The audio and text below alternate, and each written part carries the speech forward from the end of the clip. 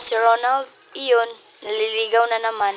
At kinukumusta ako. Sinaktan niya ako sa kamay dahil gusto niya maging kami. Kaya, pinakiusapan ko muna na mag-usap kami ng matino.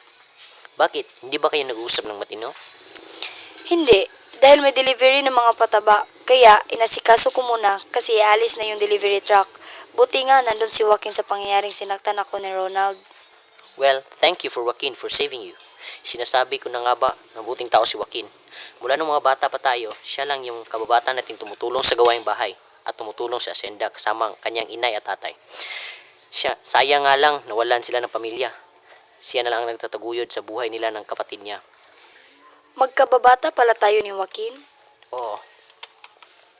Ngayon ko lang talaga alam, kuya, as in. By the way, tapos ka na bang kumain? Hindi pa, kuya. Let's eat. Manang, pakihanda na po ng pagkain.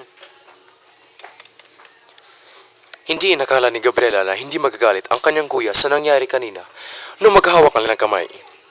Masaya naman si Gabriela sa narinig niya galing sa kanyang kuya Alex na payag sa magkatuluyan silang dalawa ni Joaquin.